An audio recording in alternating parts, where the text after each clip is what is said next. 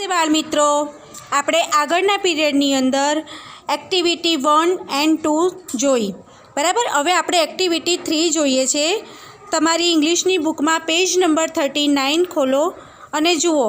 અહીંયા આગળ આપેલું છે જોડીમાં કાર્ય કરો. ઉપયુક્ત વર્ણનમાં દર્શાવેલા વ્યક્તિઓ વિશે ઉદાહરણ મુજબ વાક્યો લખો.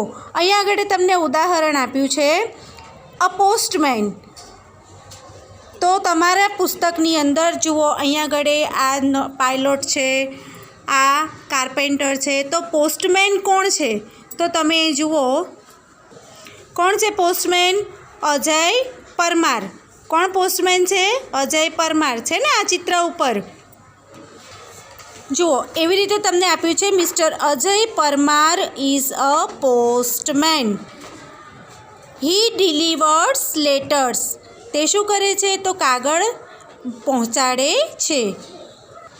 હવે જુઓ, આ અહીંયા આગળ આપ્યું છે અ ટેલર. તો તમારા પુસ્તકની અંદર ટેલર, કોણ ટેલર હતું? તો આપણે આગળના પુસ્તકમાં આપણે ચિત્ર જોઈએ અને શું નામ છે આપણે શોધીએ. જુઓ, આ ટેલરનું ચિત્ર છે. તો કોણ છે ટેલર? તો Mrs Sohini Patel is a tailor. અહીંયા તમારે લખવાનું મિસિસ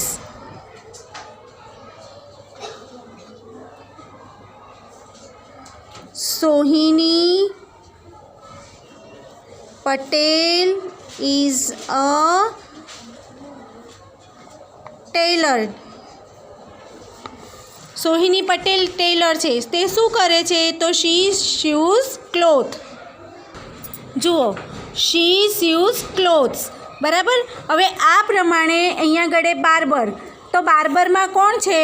તો તમારે એનું ચિત્ર જોવાનું કે Mr Jaymin Parekh is a barber. તો Mr Jaymin Parekh is a barber. Barber શું કરે? તો વાળ કાપે. બરાબર. તો લખવાનું he cut hair. He cut hair. આ પ્રમાણે દરેક હેલ્પર્સના નામ અહીંયા આગળ આપ્યા છે. ફાર્મરનું છે, પાયલોટનું છે, ડૉક્ટરનું છે, નર્સનું છે. એ બધાના તમારે ચિત્ર જોઈ તેમના નામ લખવાના અને તે શું કાર્ય કરે છે તે તમારે લખવાનું.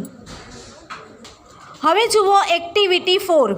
એક્ટિવિટી 4માં જુઓ, ચિત્ર જુઓ અને આપેલા ખાના પૂર્ણ કરો. અહીંયા આગળ આપેલું છે પી.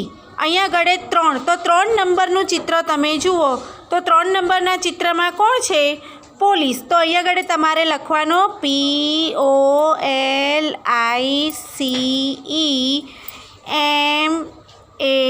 POLICEMAN policeman. હવે આ બાજુ જુઓ, અહીંયા આગળ બીજું કયું ચિત્ર આપેલું છે? જો ત્રીજા આડામાં કોણ છે? પાયલોટ. તો અહીંયા આગળ તમારે સ્પેલિંગ લખવાનો. પી તો આપેલો જ છે, PILOT. હવે જુઓ પહેલા નંબરનું ચિત્ર. પહેલા નંબરના ચિત્રમાં કોણ છે? પોસ્ટમેન. તો અહીંયા આગળ તમારે લખવાનું POSTMAN પોસ્ટમેન. હવે 6 નંબરનું ચિત્ર તમે જુઓ. તો 6 નંબરના ચિત્રની અંદર કોણ છે? શિક્ષક. શિક્ષકને શું કહેવાય? ટીચર. તો અહીંયા આગળ ટી આપેલો છે. તો TEACHER ટીચર. હવે 4 નંબરનું ચિત્ર જુઓ. તો 4 નંબરના ચિત્રની અંદર ડૉક્ટર છે. તો અહીંયા આગળ તમારે ડૉક્ટરનો સ્પેલિંગ લખવાનો. DOC આપેલો છે. તો DOCTOR ડૉક્ટર. હવે 2 નંબરનું ચિત્ર જુઓ. 2 નંબરના ચિત્રની અંદર બાર્બર. તો અહીંયા આગળ સ્પેલિંગ લખો BARBER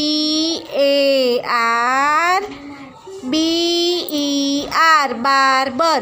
હવે 5 નંબરનું ચિત્ર તમે જુઓ. 5 નંબરના ચિત્રની અંદર છે ખેડૂત. તો અહીંયા આગળ લખવાનું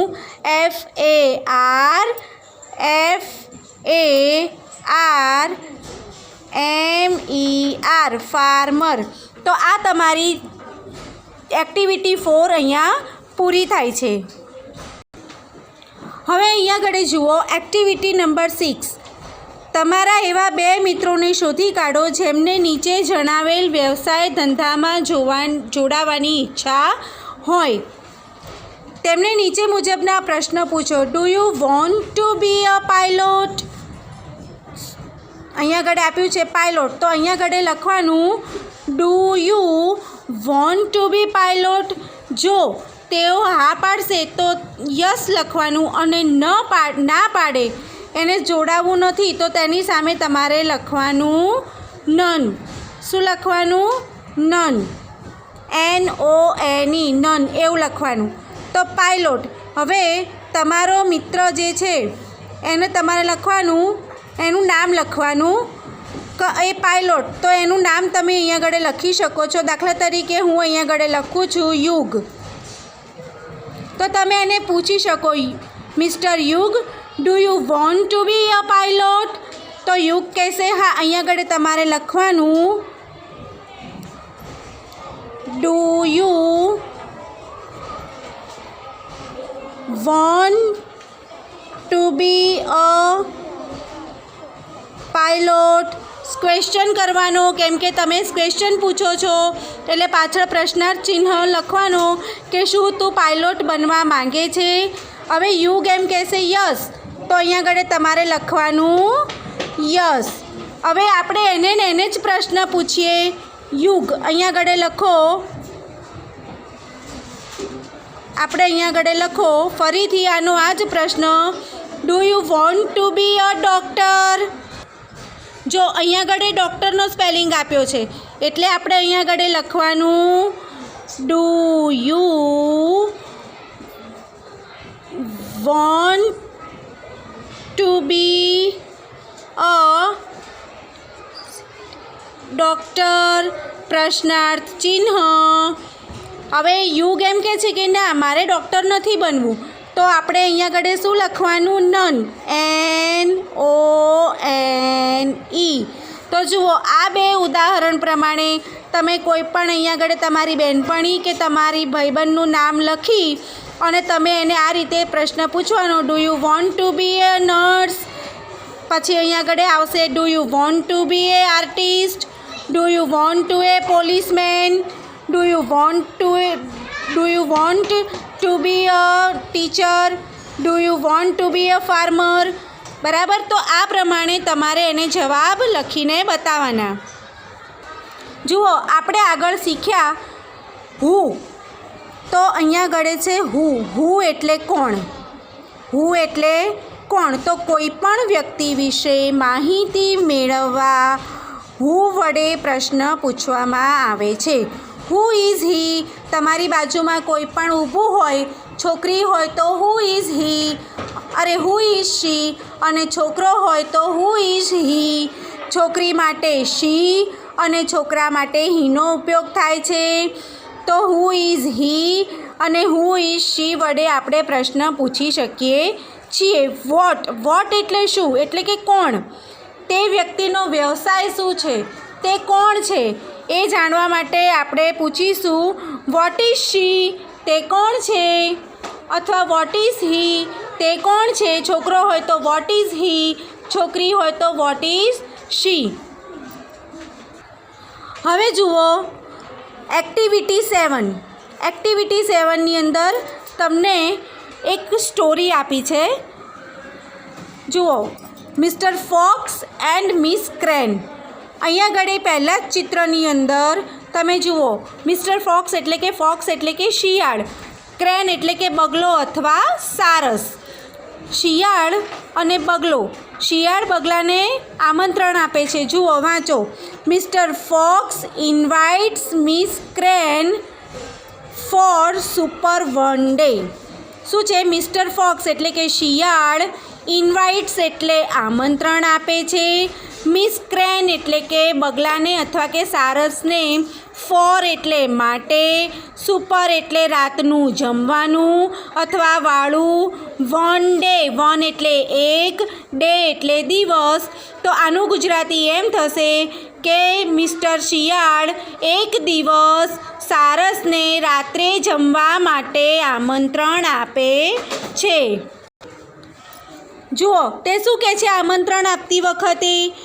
please come to my house today for supper. Please એટલે કે મહેરબાની કરીને, કમ એટલે આવો, માય હાઉસ એટલે માય એટલે મારા, હાઉસ એટલે ઘરે, ટુડે એટલે આજે, ફોર એટલે માટે, સુપર એટલે સાંજના જમવા માટે. તો કહે છે please come to my house today for supper. શું કહે છે કે સાંજના જમવા માટે મહેરબાની કરીને મારા ઘરે આવ. સારસ શું જવાબ આપે છે જુઓ? ઓ શ્યોર, થેન્ક યુ. શું કહે છે? ઓ શ્યોર, હા ચોક્કસ આવીશ, આભાર. થેન્ક યુ એટલે આભાર. હવે જુઓ ચિત્ર નંબર 2, એમાં આપેલું છે miss Crane goes to mister Fox house. જો બગલો છે એના ઘરે જવા નીકળે છે. મિસ ક્રેન ગોઝ, ગોઝ એટલે જવું, ગો એટલે જવું અને ગોઝ એટલે જાય છે. ટુ મિસ્ટર ફોક્સ હાઉસ, કોના ઘરે? તો મિસ્ટર ફોક્સના ઘરે એટલે કે શિયાળના ઘરે જવા જાય છે. યસ, જો આ જાય છે ને. હવે જુઓ શિયાળ શું કહે છે જુઓ?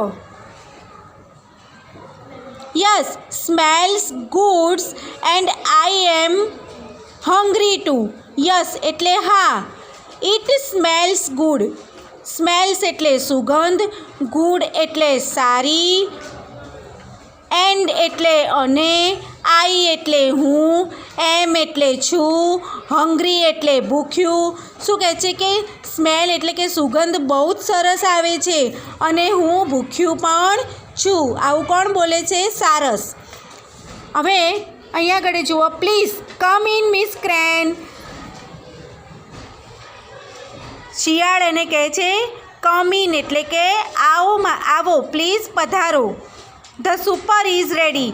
જમવાનું તૈયાર છે. રેડી એટલે જમવાનું, જમવાનું તૈયાર છે. જુઓ they began to eat.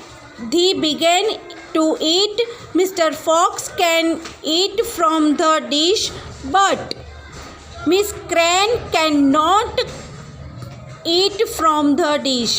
જુઓ they began, they એટલે તેઓ, they એટલે તેઓ, began એટલે શરૂ કરવું, began એટલે શરૂ કરવું, to eat એટલે જમવું, ખાવું. તેઓ ખાવાનું શરૂ કરે છે. Mister Fox can eat from the dish. Mister Fox એટલે કે શિયાળ, ઇટ એટલે જમવું, ફ્રોમ ધ ડીશ એટલે થાળીમાંથી જમી શકે છે. શિયાળ થાળીમાંથી જમી શકે છે. બટ એટલે પણ, miss Crane can not eat from the dish.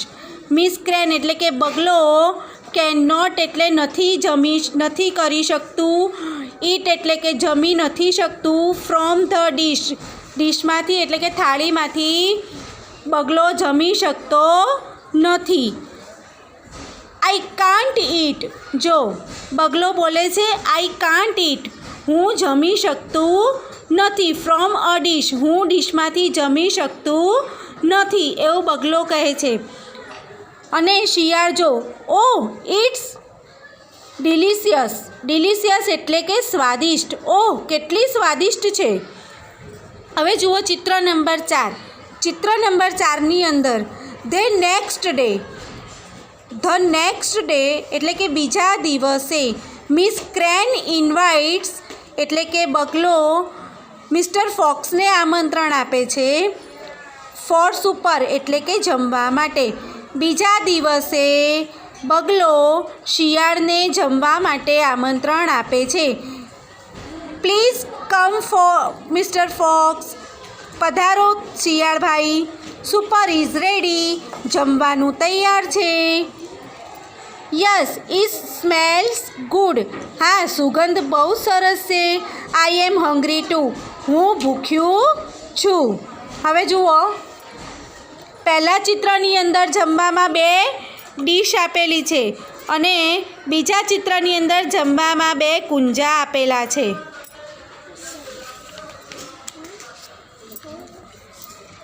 Oh, it's delicious. કોણ બોલે છે? બગલો. ઓહ, કેટલી સ્વાદિષ્ટ છે. શિયાળ. Oh no, I can't eat from a pot. No, હું આ કુંજામાંથી ખાઈ શકતો નથી. હા હા હા, એટલે બગલો હસે છે. બાળમિત્રો, વાર્તામાં મજા આવીને? ના સમજ પડે તો ફરીથી આ વિડીયો જોઈ શકો છો.